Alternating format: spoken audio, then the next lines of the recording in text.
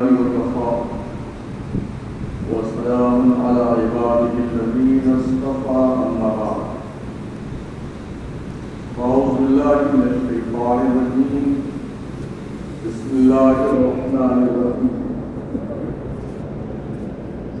ألا إن أولياء الله لا خوف عليهم ولا هم يحزنون الذين آمنوا وكانوا يتقون صدق الله العظيم بارگاہ رسول احمد صلی اللہ تعالی علیہ وسلم نے درود پاک کا تحفہ پیش کریں اللہم صلی علی سیدنا مولانا محمد وعلی آلہ واصحابہ وبارک وسلم صلاۃ و سلام علیک سیدی رسول اللہ صلی اللہ تعالی علیہ وسلم۔ خطبہ مشرفہ کے بعد قرآن پاک کی دو آیتیں میں نے تلاوت کی ہیں۔ اللہ تبارک و تعالیٰ نے ان آیات میں اپنے ولیوں کی شان بیان فرمائی ہے۔ ولی اس منتخب بندے کو کہتے ہیں جس کو اللہ تبارک و تعالیٰ نے اپنی دوستی کے لیے چن لیا۔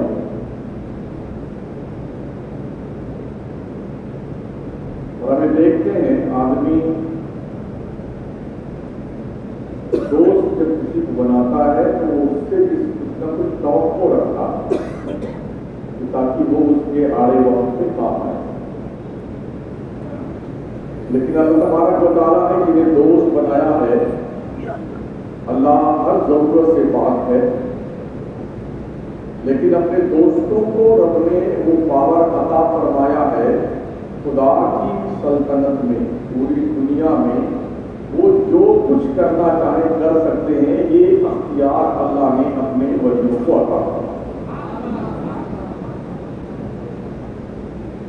اللہ تعالی ان اولیاء اللہ لا خوف علیہم ولا هم یحزنون۔ آگاہ ہو جاؤ، اللہ کے دوستوں کو، ولیوں کو نہ تو دنیا میں کسی چیز کا خوف ہے اور نہ ہی آخرت میں کسی چیز کا خوف، نہ کسی چیز کا غم انہیں ہے نہ کسی چیز کا خوف انہیں ہے، ان کو ولی کہتے ہیں۔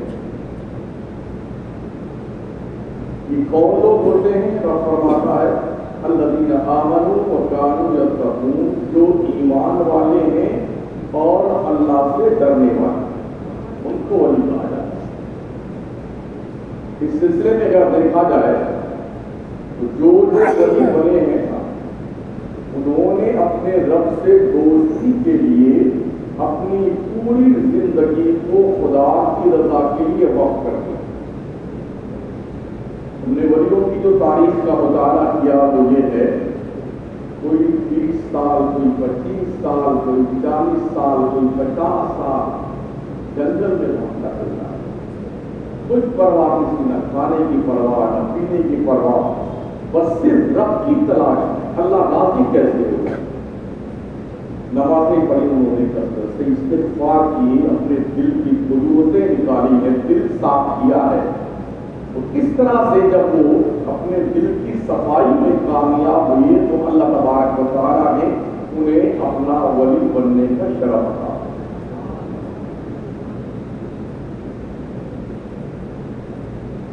اور اس کا ثبوت جو ولی ہوتا ہے، تقویٰ پرہیزگاری کا مالک ہوتا ہے، اللہ نے مختلف مقامات پر قرآن مقدس میں کئی آیتوں میں ولیوں کی شان بیان کروائی۔ ان الابرار لفی نعیم وان الفجار لفی جحیم، بے شک پرہیزگار لوگ، اچھے لوگ، اللہ کے دوست جو ہیں وہ جنت نعیم میں ہیں۔ 8 جنتیں ہیں جن میں سے ایک جنت کا نام جنت نعیم ہے۔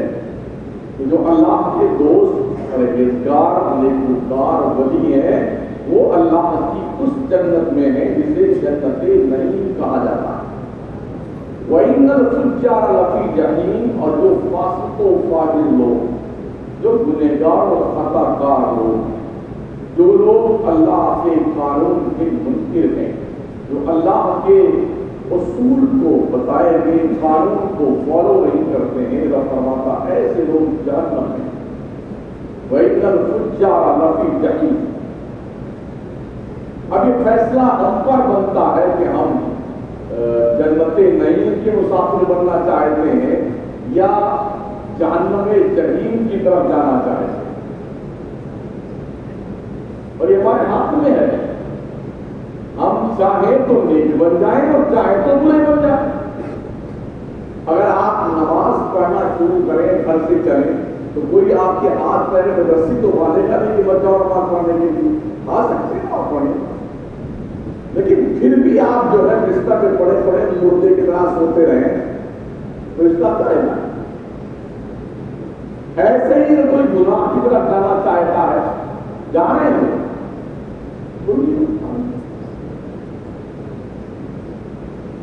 تقریروں میں بتایا جاتا بھی نہیں، کام کیجیے، بری باتوں سے رکیے، بس اتنا ہی میرا کام ہے، اس سے زیادہ میرا کام نہیں ہے۔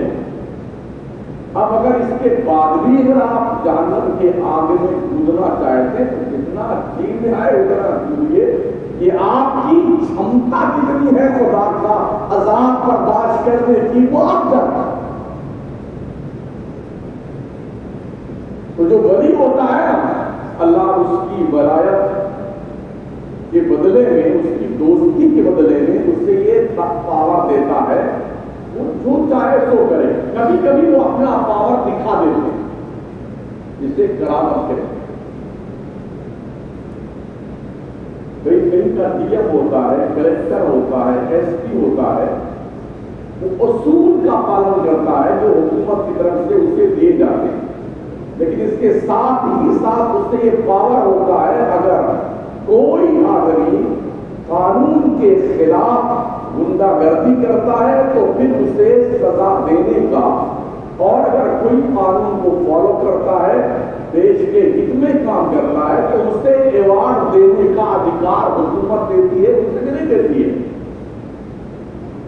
ہم بھی دیکھتے ہیں جب 15 اگست کا دن آتا ہے، 26 جنوری کی تاریخ آتی ہے نا، تو اپنے یہاں نگر پالکا میں بھی مکانے میں منوی کچھ سمانت کیے جاتے ہیں، لوگ کچھ لوگوں کو ایوارڈ دیا جاتا ہے نا۔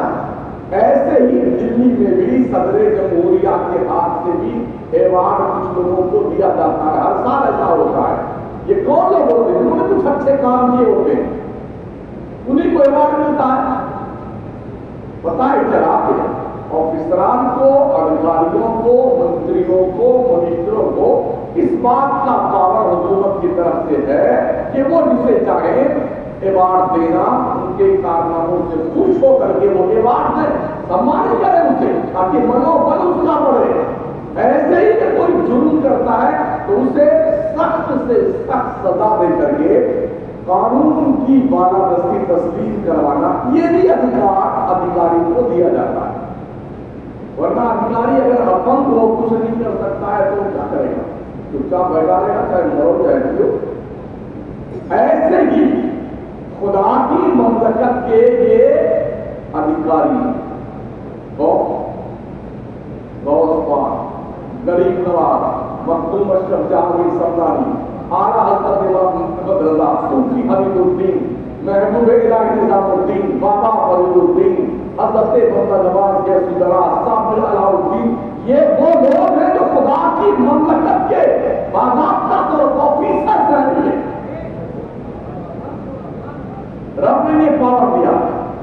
کچھ لوگ کہتے ہیں اللہ تھوڑی ہے کہ یوں کچھ کام ان کو دے دے، کچھ ان کو کام دے دے، کچھ ان کو کام دے دے، ایسا کہ اللہ سب کام خود کرتا ہے۔ 100% جھوٹ ہے۔ مالک حقیقی رب ہے، منفعل حقیقی رب ہے، مگر ذمہ داریاں رب نے بانٹ رکھی ہیں۔ آپ جانتے ہیں اللہ روح نکالنے پہ قادر ہے کہ نہیں ہے؟ اور کیا اللہ روح نکالتا ہے یا ملک الموت نکالتے ہیں؟ تو ذمہ داری بانٹی نا اللہ نے کہ او اسرائیل، تمہاری ذمہ داری روح نکالنے کی ہے۔ اللہ اپنے نبیوں کا پیغام پہنچا سکتا ہے، قدرت رکھتا ہے۔ اس نے جبریل کو تمہارا کام کیا ہے؟ میرے دربار سے پیغام لے کے جاؤ، میرے نبیوں کے بارگاہ میں پہنچایا کرو۔ ڈیوٹی بانٹی نا اللہ نے۔ حضرت میکائیل کی ذمہ داری کیا ہے؟ پانی برسانا، روزی تقسیم کرنا۔ اللہ کی ڈیوٹی بانٹی نہیں بانٹی۔ اور حضرت اسرافیل کی ذمہ داری کیا ہے؟ وہ سور لیے بیٹھے ہیں انتظار میں، اللہ حکم کب دے اور سور بھوکو اور دنیا تباہ و برباد ہو جائے، قیامت آ جائے۔ یہ ڈیوٹی بانٹی اللہ نے نہیں بانٹی۔ تو جو پاگل یہ کہتا ہوگا کہ یہ ولی، یہ قوس، یہ قطب، یہ قلندر، یہ بزرگ، یہ نبی، یہ پیغمبر، یہ کچھ نہیں، سب اللہ کرتا ہے، کسی کو کوئی ذمہ داری اللہ نہیں دی، یہ 100% جھوٹ ہے۔ سمجھ رہے ہیں؟ اگر کوئی ایسا عقل سے پیدل آدمی آپ سے ملاقات کبھی کرے نا اور اس پر بات کرے تو اسے بتا دینا، ماؤں کے پیٹ میں فرشتہ لڑکا یا لڑکی کی شکل بناتا ہے۔ اللہ قادر ہے کہ نہیں قادر ہے؟ وَالَّذِي يُصَوِّرُكُمْ فِي الْأَرْحَامِ كَيْفَ يَشَاءُ۔ اللہ ہی ہے جو ماؤں کے پیٹ میں رحم میں جیسی چاہتا شکلیں بناتا ہے، مگر ڈیوٹی اپنے فرشتے کو دی ہے۔ اس کا باضابطہ طور پر ایک سسٹم ہے، نطفہ کے بعد کیا بنتا ہے، اس کے بعد کیا بنتا ہے، اس کے بعد کیا بنتا ہے، اس کے بعد بنتا ہے، یہ سارا پروسیجر فرشتہ ماؤں کے پیٹ میں تیار کرتا ہے۔ اور صرف انسانوں کی جو مائیں ہوئی نہیں، جتنی مادہ قسم کی مخلوق رب نے پیدا کی ہے نا، سب کے پیٹ میں اسی ایک فرشتے کی ڈیوٹی ہے۔ انسانوں کی تعداد، انسانوں کے علاوہ اور جتنی مخلوقات ہیں، جانور، حیوانات، بہائم، کیڑے مکوڑے، یہ سب اللہ نے پیدا کیے ہیں اور سب کی اولادیں ہوتی ہیں، کوئی بچہ دیتا ہے، کوئی انڈا دیتا ہے۔ ڈیوٹی سب کی رب نے لگا رکھی ہے۔ اس سے پتا چلا اگر حضرت ملک الموت کو روح نکالنے کا پاور مان لیا جائے تو اللہ کے پاور میں کوئی کمی نہیں آتی ہے۔ اگر یہ مان لیا جائے حضرت میکائیل روزی بانٹتے ہیں، پانی برساتے ہیں، ماں کے پیٹ میں جو ہے انسانوں کے یا جانوروں کے پیٹ میں جو تصویر بنائی جاتی ہے بچوں کی یا ان کی اولادوں کی، اس کے قوت اور طاقت مان لینے سے اللہ کے طاقت اور قوت میں کوئی فرق نہیں رہتا ہے۔ اللہ حکم فرما دے سب مر جاؤ تو مر جاتے، اللہ فرما دیتا پوری دنیا تمام برباد ہو جائے، برباد۔ اللہ نے حضرت اسرافیل کو سور دے کر کے کیوں ڈیوٹی متعین کر دی؟ جب ہم حکم دیں گے سور پھونکنا اور دھماکے کی آواز ہوگی اور پوری دنیا کل من علیہا فان ویبقی وجہ ربک ذو الجلال والاکرام، صرف میں رہوں گا، باقی سب فنا ہو جائیں گے۔ اگر اسرافیل کو یہ طاقت مان لینے سے کیا خدا کی طاقت میں کوئی فرق پڑتا ہے؟ اور ایسا ماننے والا کیا مشرک ہوتا ہے؟ اگر ہم یہ ماننے لگ جائیں کہ غوث پاک کو اللہ تبارک تعالیٰ نے طاقت دیا ہے، اگر کوئی ان کے دربار میں جا کچھ مانگتا ہے تو غوث پاک اس کے طاقت نہیں، تو مشرک ہوگا، مشرک۔ اس کا مطلب یہ ہے کہ عقل کے پیدل لوگوں نے شرک کی تعریف ہی نہیں سمجھی آج تک کہ شرک کسے کہتے ہیں۔ سمجھ رہے؟ ایک مربوط آیا تھا جگدیش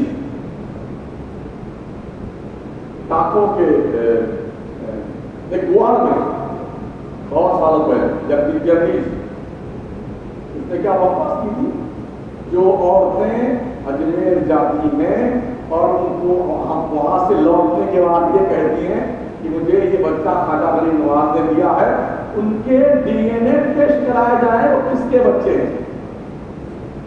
یہ جسارت کوئی دجال ہی کر سکتا ہے، سرفراہ ہی کر سکتا ہے، اسلام دشمن ہی کر سکتا ہے، اس لیے کہ رب نے اپنے مخصوص بندوں کو ادھیکار عطا فرمائے، پاور دیا پروردگار نے، تصرفات عطا فرمائے پروردگار نے۔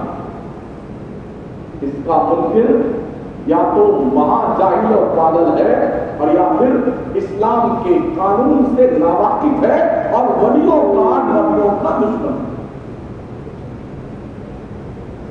تو ولی کبھی کبھی اپنا پاور دکھاتا ہے، جس طرح سے غریب نواز سرکار نے پرتھوی راج کو اپنا پاور دکھایا تھا۔ آپ کے پاس کوئی فوج تو تھی نہیں، خواجہ صاحب کے پاس تو تھی، 40 فقیر تھے آپ کے ساتھ میں جو ساتھ میں آئے تھے، نہ کوئی لاٹھی تھی، نہ ڈنڈا تھا، نہ بندوق، نہ برچیاں، نہ بالے، کچھ نہیں، تسبیح کا دانہ، مسلح اور جناب والا وضو کرنے کے لیے لوٹا، پانی پینے کے لیے پیالہ، یہ تھا آپ کے پاس، اور یہاں پوری فوج تھی۔ تو غریب نواز سرکار نے کیا کیا؟ اپنا ایک پاور دکھایا۔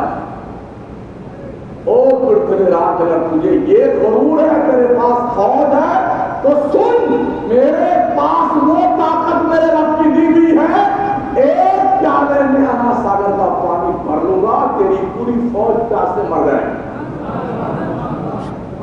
یہ دکھایا نا خدا نے، کہ کبھی کبھی دکھا دیتے ہیں اللہ کے بندے، باضابطہ طور پر مناظرے کے لیے، خواجہ کو شکست دینے کے لیے کیا جادوگر کو نہیں بلایا؟ جے پال لوگوں نے کیا کیا؟ ان نے سمجھا تھا کہ ہماری یہ جو طاقت ہے، اس طاقت کے سامنے کوئی طاقت اڑنے والی نہیں ہے۔ تو خواجہ صاحب نے یہ بتا دیا کہ میں تو کچھ نہیں کروں گا، میرے پیر میں جو لگی ہوئی لکڑی کی کھاؤ ہے نا، اس کو بھی اتنا پاور مل گیا ہے، اچھے اچھوں کا دماغ ٹھکانے لگا دیتی ہے۔ اس کو کرامت کہتے ہیں۔ غوث پاک کو بھی اللہ نے کرامت عطا فرمائی، یہ پاور دیا ہے، اور وہ چونکہ یوں سمجھیے ولایت کے سپرنٹینڈنٹ ہیں، وہ ان سے بڑا ولایت کی کیٹیگری میں دوسرا کوئی نہیں ہے ان کے زمانے سے، جب تک امام مہدی نہ آ جائے۔ خواجہ سرکار کو ان کے ولایت کے ایک وزیر کی حیثیت سے ہے، جب وزیر کا یہ پاور ہے تو وزیر اعظم کا پاور کیا ہوگا؟ ولایت کے وزیر اعظم کا نام غوث اعظم، یہ پاور رب نے عطا فرمایا۔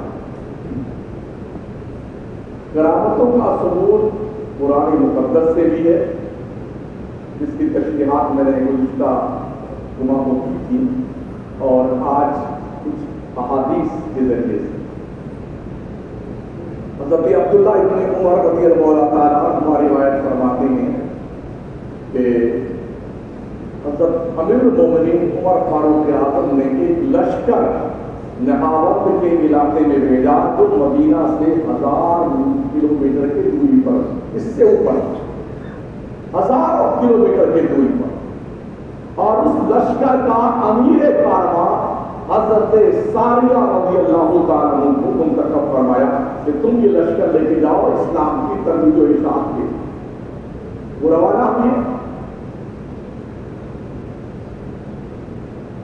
پورے فوج کو لے کر، غالباً جمعۃ المبارکہ کا دن تھا۔ ایک دن جب حضرت عمر فاروق اعظم مدینہ شریف میں خطبہ جمعہ دے رہے تھے، اچانک یکایک اپنے خطبہ جمعہ روک کر کے یہ فرمایا، یا ساریۃ الجبل، یا ساریۃ الجبل۔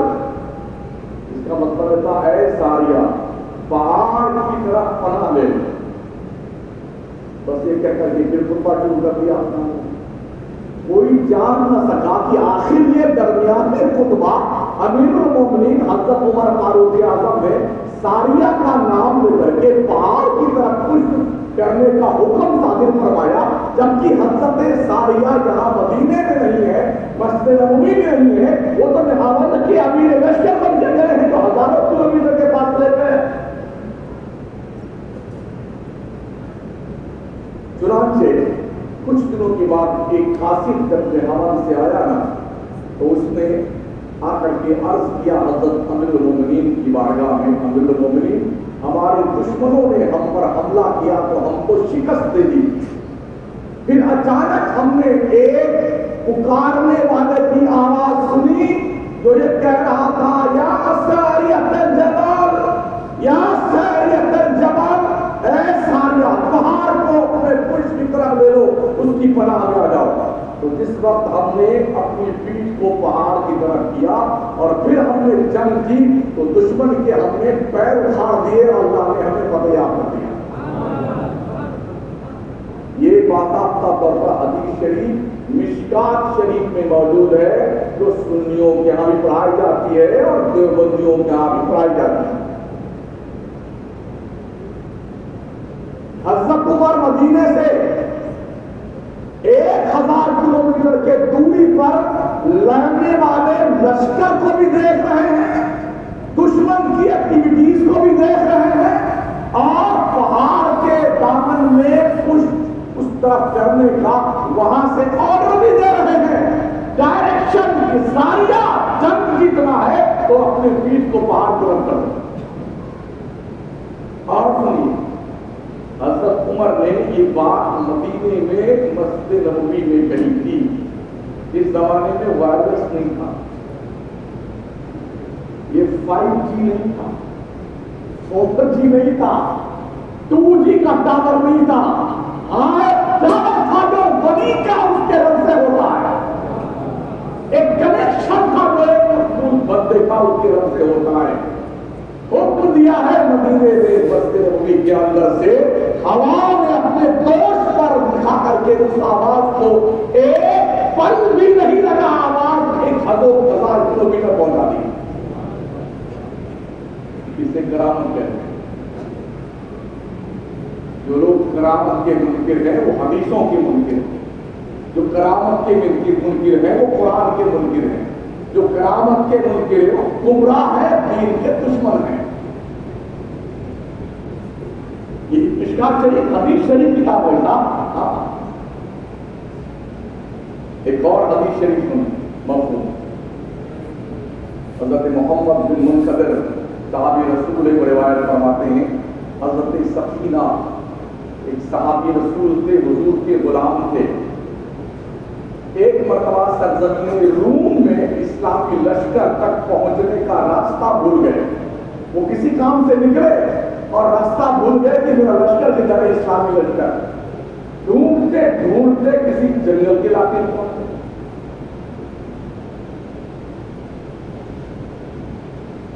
اچانک سامنے سے ایک شیر دکھائی پڑا، بالکل قریب آ گیا۔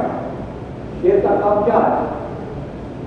اگر حضرت انسان سامنے آ جائے تو شیر کیا کرے گا؟ ارے حضرت آپ بہت دیر سے تکلیف لائے، آپ بہت دیر سے ملاقات کے منتظر دیے گئے گا شیر، ہماری پیٹ پہ آپ بیٹھیے، کہاں چلنا کہے گا شیر؟ ایک ہی دھاڑ میں کود کر کے ساری اپنی مطلبی بات نکال دے گا۔ یہ شیر کا کام نہیں ہے۔ لیکن جب شیر سامنے آیا اور حضرت سفینہ نے دیکھا کہ شیر بہت بھوکا ہے تو آپ نے اس شیر سے فرمایا، یا بنہاری اور جنگل کے بادشاہ اور شیروں کے باپ، تجھے پتا ہے میں محمد مصطفیٰ کا غلام ہوں۔ کیا کہا؟ میں مصطفیٰ کا غلام ہوں۔ اتنا سننا تھا تو شیر اس ارادے سے آیا تھا ان کو کھا لیں گے، وہ دم ہلاتا ہوا حضرت سفینہ کے بدل میں کھڑا ہو گیا۔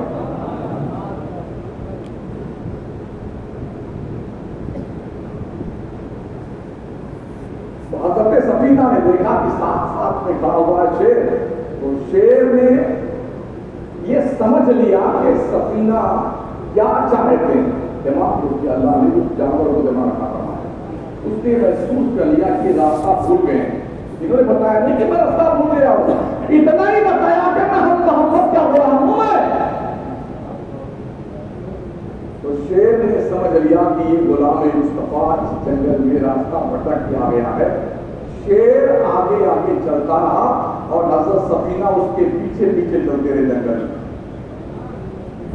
جیسے کہیں سے تیز آواز آتی نا، شیر دوڑ کے اس طرف جاتا کہ کوئی دوسرا جانور ان پہ حملہ نہ کر دے. جب دیکھتا کوئی نہیں ہے پھر واپس آتا، پھر آگے بھی چلتا، یہاں تک کہ حضرت سفینہ کو لشکر اسلام تک پہنچایا اور پھر واپس جنگل میں چلا گیا. یار اگر ہم مصطفیٰ کے سچے غلام بن جائیں تو شیر بھی ہمارے ساتھ باضابطہ طور پر غلامی کا حق ادا کرتا ہے. آج اگر ہم حضور صلی اللہ علیہ وسلم کے غلام بن کر کے صحیح معنوں میں وفادار بن جائیں تو دنیا کے کتوں کی مجال کیا ہے جو ہمارا روتا گیا ہے.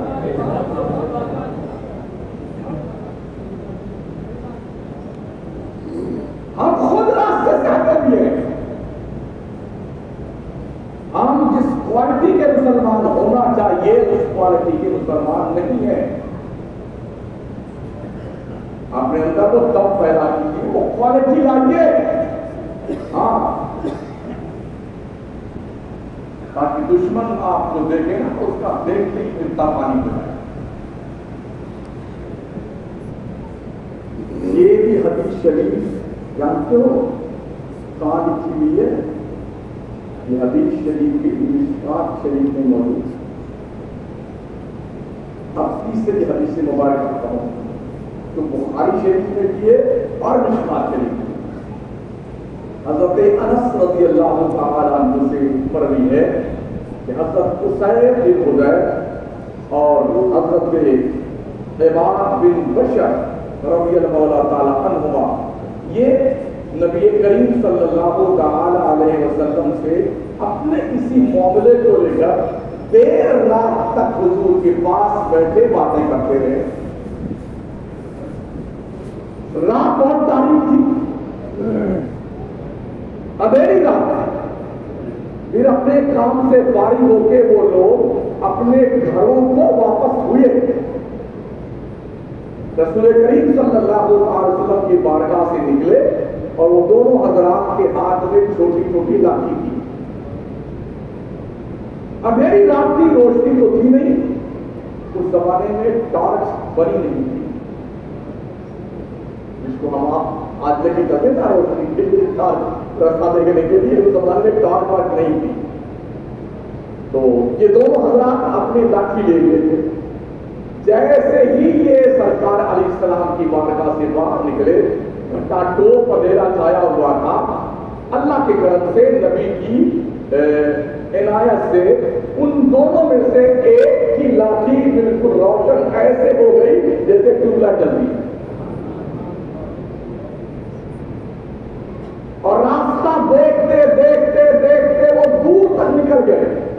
جب کچھ دور تک گئے اس روشنی میں تو ایک صحابی کو ادھر جانا تھا، ایک کو ادھر جانا تھا. لاٹھی ایک تھی، یا تو ان کے ساتھ جاتی روشنی کے ساتھ یا ان کے ساتھ جاتی. تو جیسے ہی دونوں راستہ بدلے نا تو جس کی لاٹھی میں روشنی نہیں تھی ان کی لاٹھی بھی ٹیوب لائٹ میں روشن ہو گئی. یہ اس روشنی میں اپنے گھر پہنچ گئے اور وہ صحابی اپنے لاٹھی کی روشنی میں گھر پہنچ گئے. اسے آپ کیا کہیں گے؟ صحابی کی کرامت. کیا کہتے ہیں اسے؟ صحابی کی کرامت. اور یہ دونوں کا راستہ جب الگ ہوا تو دونوں کی لاٹیاں روشن نہیں اور اپنے اپنے گھروں کو یہ دونوں حضرات پہنچ گئے. یہ مشکات شریف میں بھی ہے اور بخاری شریف میں بھی. کیا یہ مان لینے سے کسی کا نکاح ٹوٹتا ہے؟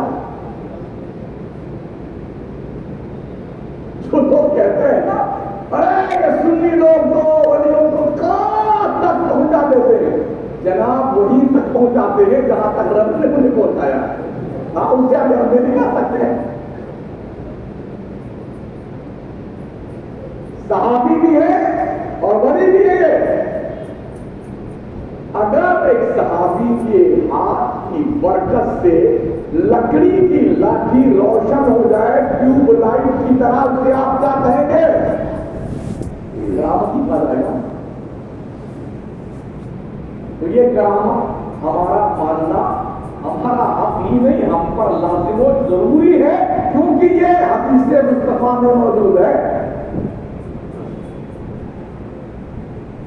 اور جتنے بھی ولی صحابی تابعی بابے بابین بزرگ عارفین اولیاء اکرامی سب کا نمبر آتا ہے، ان کو رب نے ڈیوٹیاں سونپی۔ خدا کی مملکت میں جہاں جو ضرورت ہوتی ہے اس ضرورت کو پورا کرنے کا کام اللہ نے کتب کو، ابدال کو، ولیوں کو سونپا ہوا ہے۔ ہم پڑھتے نہیں ہیں، ہم صرف کھانے کے سننی ہیں۔ کھائیے، نیاز کیجیے، نہ چاہے تو حرام نہیں ہے، مگر یہ بھی سمجھیے اور پڑھیے کہ جس کی نیاز کر رہے اس کا رتبہ کیا تھا، اس کا مقام کیا تھا، اس کے درجات کیا تھے، مراتب رفیع ان کے رب نے انہیں کیا عطا فرمائے تھے، یہ بھی پڑھیے۔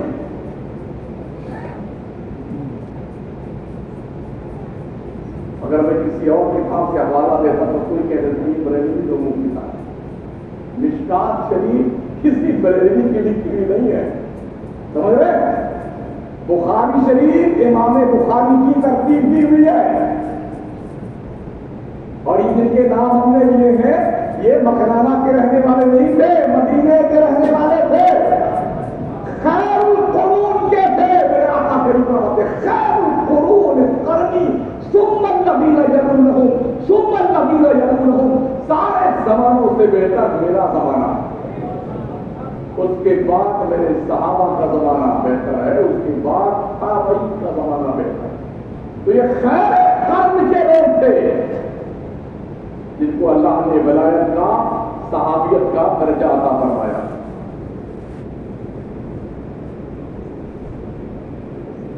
اس تناظر میں سردار شہنشاہ بغداد،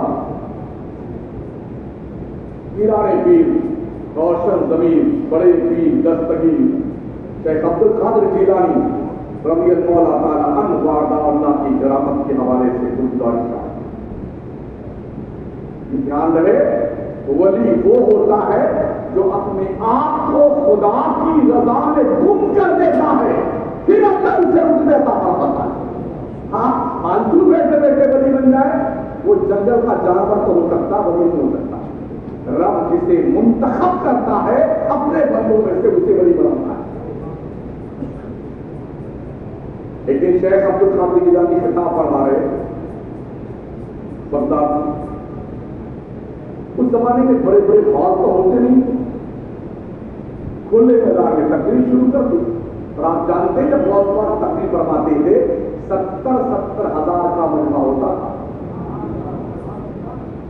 400 لوگ قلم دوات لے کے بیٹھتے تھے، یہ لکھنے کے لیے شیخ نے فرمایا گیا۔ کبھی کبھی 30، کبھی 35، کبھی 40 لوگ رموز و اسرار الہیہ کو سن کر کے حق ہو کی صدا بلند کر کے دم توڑ دیتے تھے اور ان کا جنازہ ہوتا۔ یہ کتاب شیخ عبد القادر جیلانی کا ہوتا، اس دور میں میں نہیں تھا، حالانکہ ابھی کوئی طرح یہی پریشان ہے کہ سارے مولانا ہم پہ لڑ رہے ہیں، اس پہ نماز جائز ہے کہ نہیں جائز ہے، سارے مولوی پریشان، آدھا مولوی کہتا جائز ہے، آدھا مطابق جائز ہے، ایک دو مولوی صاحب مکرانہ نہیں جمع فرما ہے، پتہ نہیں ہے مسئلے کی نوعیت کیا ہے، مگر جناب علامہ بھی ہے اور صحابہ بھی ہے۔ تو اس دور میں بیٹھ نہیں تھا، میرے شیخ جب خطاب فرماتے نا 17 سال کے مجمع میں جتنی آواز پاس میں بیٹھا ہوا انسان سنتا تھا اتنی ہی آواز اخیر میں بیٹھا ہوا انسان سنتا تھا۔ اسے شیخ کی کرامت کہا جاتا ہے۔ خطاب شروع کیا بہت پاس میں، اب بارش شروع ہو گئی، اب ظاہر سی بات بارش شروع ہوتی جیسے ہمارے یہاں بارش میں لوگ آ جاتے ہیں، تو شیخ نے آسمان کی طرف نظر کی، کہا میرے اللہ میں تو تیرے بندوں کو تیرا پیغام سنانے کے لیے بلاتا ہوں اور تو نے بارش کرنے کو بتا دیا۔ اتنا کہنا تھا کہ آسمان سے بارش کی قطرات رک گئے،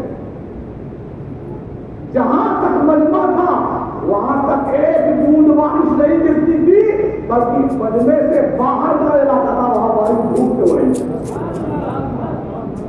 یہ نبی رحمت صلی اللہ تعالی علیہ وسلم کے اس معجزے کے شکل میں بلکہ اس کا فرزند سمجھیے کہ کرامت غوث اعظم ہے۔ ایک دن مدینہ طیبہ میں ایک بار قحط پڑا، بارش بالکل نہیں ہو رہی، دیہات کے صحابی آئے، کہا یا رسول اللہ مائیں بچوں کو بھول گئی ہے، جانور گھاس کو ترس گئے، پانی نہیں برس رہا ہے، ہم لوگ موت کے کگار پہ ہیں، دعا کیجیے۔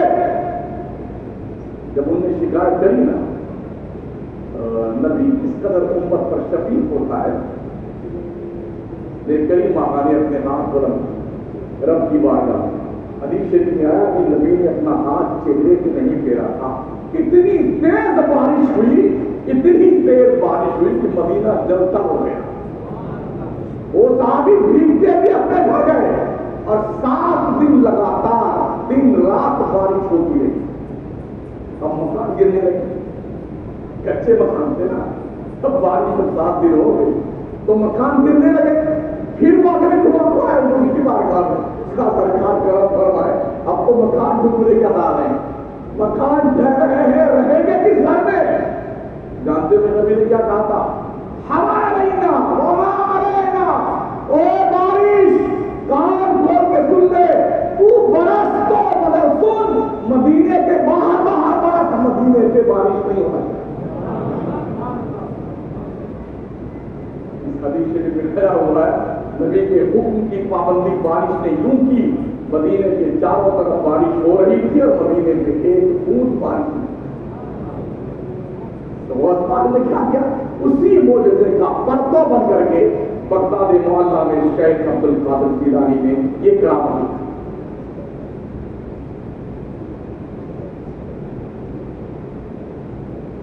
ایک بار تقریباً ہوتا ہے، میں یہاں آیا تھا آج کے 30 سال پہلے، بہت سارے امام لوگ بہت دشمن تھے، بہت دشمن، چاروں طرف اچانک بھی بہت سارے لوگ ہیں، اللہ ہدایت سے۔ میں تو کسی کے چکر میں رہتا نہیں، نہ کسی کے ٹوہ میں پڑتا ہوں، بس اتنی بات ہے میں مجھ کو اس بات کا کوئی وہی نہیں ہوتا کہ کون کیا کہہ رہا ہے، میں سوچتا ہی نہیں کہ کون کس مسجد میں کیوں جہاں ہے۔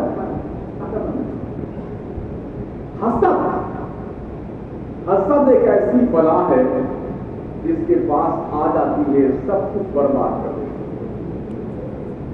اللہ کے پیغمبر فرماتے ہیں الحسد یاکل الحسنات کما تاکل النار الحطب، حسد نیکیوں کو ایسے کھا جاتا ہے جیسے آگ لکڑی کو کھا جاتی ہے۔ اللہ بچائے اس بیماری سے ہر مسلمان۔ ایک اور سرکار جب بغداد میں آپ کی ولایت کا، آپ کی سلطنت کا، آپ کی بادشاہت کا اور آپ کے علم و فضل کا چرچا ہوا نا، تو پورے عراق کے علماء کے دل میں یہ خبر پیدا ہوا ہے، عبد القادر جیلانی کو ایسے سوال چل کے پوچھیں گے نا بالکل بھوکا بنا دے گے۔ 100 مولانا تیار کر کے تیاری کر کے غوث پاک سے بحث مباحثہ کرنے کے لیے بغداد آ گئے تاکہ ان کو ذلیل کیا جائے۔ انہیں نہیں پتا تھا کہ ولی جو ہوتا ہے وہ عالم سے بہت بڑا ہوتا ہے۔ ہاں ولی عالم بھی ہوتا ہے، اس لیے کہ کوئی جاہل ولی بنی نہیں سکتا ہے۔ ہاں جو کوئی جھوٹا جاہل کہے میں ولی ہوں، اس سے بڑا جاہل کوئی نہیں، اس سے بڑا جھوٹا کوئی نہیں۔ ولایت کے لیے علم ضروری ہے، اب وہ علم چاہے پڑھ کے حاصل ہو اور چاہے اللہ اسے علم لدنی عطا فرمائے اپنی طرف۔ 100 مولانا آئے امتحان لینے کے لیے، بڑے مجمع میں تاریخ کو بیان کر دی گئی اور سب کلاس سے کلاس سوال سن کے آئے، آج یہ پوچھیں گے، ہم یہ پوچھیں گے، ہم یہ پوچھیں گے، سارے بڑھ گئے۔ شیخ عبد القادر جیلانی اپنے گجرے شریفہ سے باہر تشریف لائے، بس ایک نظر ڈالی، سب کے سوال پڑھ لیے اور سب کے دل کے ارادے بھاپ لیے۔ ایک ہلکی سی نظر کا یہ تیور تھا، جتنے علماء آئے تھے سب کا علم ختم ہو گیا۔ جو سوچ کے آئے تھے کیا پوچھنا وہ بھی غائب، اور جو کچھ علم تھا وہ بھی پوچھ سکتا۔ سب بھول گئے. شیخ نے فرمایا ارشاد فرمائے اسے کیا پوچھنا ہے. اب سب مندر بتائے رہے تھے پوچھیے پوچھیے. لوگ رونے لگے اور قدموں میں لا کے سر رکھ دیا. شیخ ہمیں معاف کر ہم نے غلط اندازہ.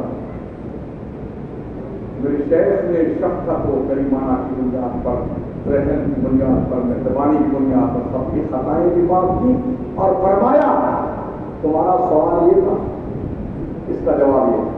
تمہارا سوال یہ تھا اس کا جواب یہ. 100 کے سوال بھی بتائے 100 کے جواب بھی بتائے. اس سے شیخ عبد القادر جیلانی ہے. ایک مرید نے آ کر کے غوث پاک کی بارگاہ میں غربت کا شکوہ کیا. حضور بڑی غریبی کھانے کے بارے میں کچھ کرم فرمائیے. پھر شیخ عبد القادر جیلانی نے 7 کلو اناج عطا فرمایا. صرف 7 کلو.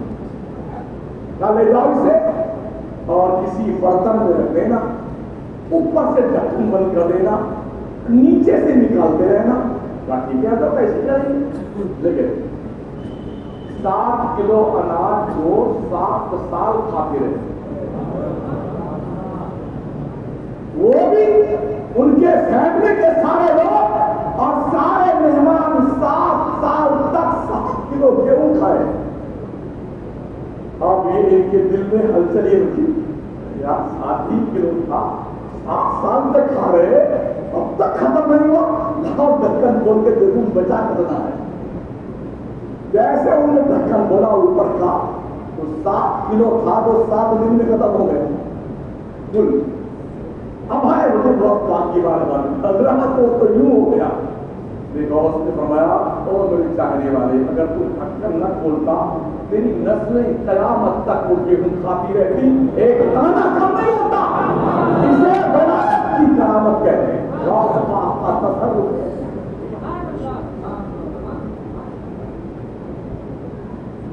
ایک دن میرے سرکار غوث پاک قبرستان شوریزیا جو سب سے بڑا قبرستان بغداد کا ہے ادھر سے گزر رہے. ایک قبر کے پاس بہت دیر تک کھڑے رہ کر کے دعا مانگتے ہیں. مرید بیچارے انتظار کر رہے کہ حضرت کب آئیں کب آئیں کب آئیں.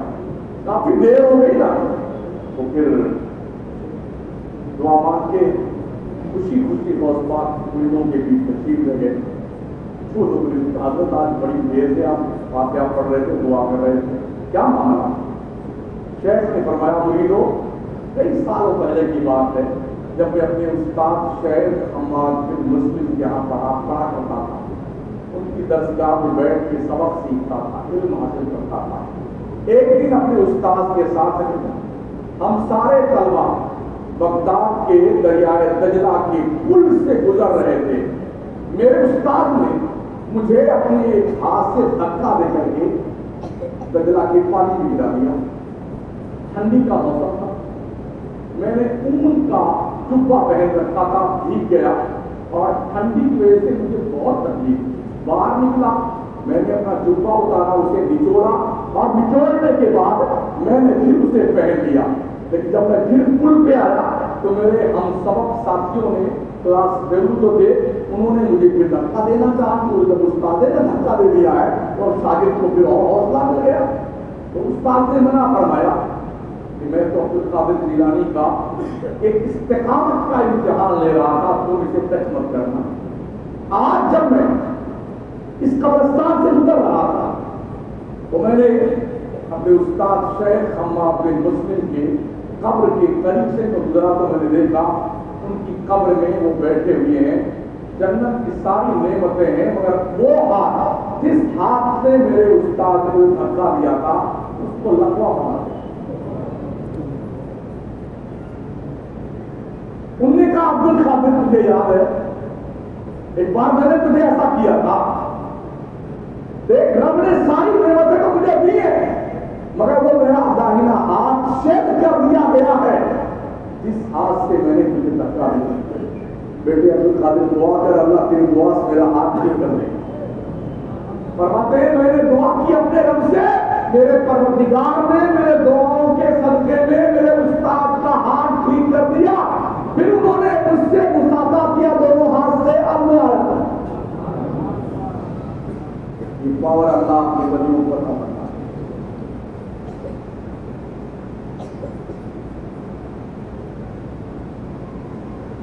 ایک دن آپ جانتے ہیں بہت بات عجم کے رہنے والے عرب کے لیے تھے، عجمی تھے۔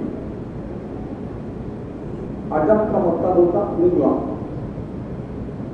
جو عربی لوگ ہیں نا وہ ہم کو عجمی اس لیے کہتے ہیں کہ ان کو عربی لینگویج نہیں آتی ہے، یہ عقل مند لوگ نہیں، تو اپنے علاوہ پوری دنیا کو عربی لوگ عجمی کہتے تھے، سب گونگے لوگ ہیں، گونگے۔ دوست جب بغداد میں آئے تو زبان تو سیکھی تھی مگر تقریر نہیں کرتے۔ ایک دن خواب میں سرکار دو عالم صلی اللہ علیہ وسلم تشریف لائے، کہا بیٹے عبدالقادر تقریر نہیں کرتے؟ کہا یا رسول اللہ علیہ السلام عربوں کے سامنے خطاب کرتے ہوئے شرم آئی۔ میرے نبی نے کہا بیٹے منہ کھول۔ شیخ عبدالقادر جیلانی نے منہ کھولا، نبوت کی زبان میرے مصطفیٰ نے عبدالقادر جیلانی کو منہ میں ڈالا، اور 7 بار شیخ عبدالقادر جیلانی نے نبوت کی زبان کو سوچا۔ اتنے میں پھر مولا علی کرم اللہ تعالی وسلم کریم آئے، کا کتاب کیوں نہیں کرتے؟ اسی لیے نہیں کرتے کہ یہ عجب کا یا سوال نہیں کرتے قابل کو۔ حضرت علی نے 6 بار اپنی زبان حضرت رسول اللہ نے کاٹ کے بعد میں شیخ عبدالقادر جیلانی کے منہ میں ڈالا۔ شیخ نے کہا رسول اللہ نے تو 7 مرتبہ زبان بھائی مجھے آپ نے 6 مرتبہ کہا، یہ فرق ہے نبی کا اور ولی کا، وہ ہمارے آقا ہے، ان کے برابر ہم کیسے ہیں؟ اس کے بعد جو خطاب شروع کیا شیخ نے بالکل دھڑکنے سے تقریر کر دیا عربوں کے پیچھے میں۔ ایک دن حضرت شیخ حماد بن مسلم نے کہا عبدالقادر تم اتنا روانی کے ساتھ بغیر خوف و تردد کے تقریر کرتے ہو، کیا تمہیں ڈر نہیں لگتا کوئی بات غلط نکل جائے تو اللہ باز درست کرے؟ کہا استاد کچھ آپ دیکھنا چاہتے ہیں؟ کہا بیٹے دکھاؤ۔ کہا حضور آنکھیں بند کی۔ شیخ حماد بن مسلم نے آنکھیں بند کی، کہا کھولی، انہوں نے آنکھ کھولی، کہا کیا دیکھا؟ استاد گرامی کہا عبدالقادر جیلانی چاہے جو بولتا جاتا۔ کہا دیکھا کیا آپ نے؟ کہا رب نے تیرے ہاتھ پہ 70 مرتبہ وعدہ دیا ہے، اس سے کچھ نہیں پوچھے گا۔ یہ مقام بہت بات ہے، مگر جن کو وضو کرنا نہیں آتا ہے، جن بیٹوں کو استنجا کرنا نہیں آتا ہے، وہ غوث پاک کی شان میں گستاخی کرنے سے قریب نہیں کرتے۔ اس لیے غوث پاک کے نام ایصال ثواب کر کے تو آگے کوئی منع نہیں کرتا۔ اللہ نے فرمایا یا ایھا الذین آمنوا کلوا من طیبات ما رزقناکم، ہماری دی ہوئی حلال روزی میں سے کھاؤ پیو، کوئی پرابلم نہیں ہے، کھاؤ، لیکن غوث پاک کا جو کردار ہے اسے بھی اپنا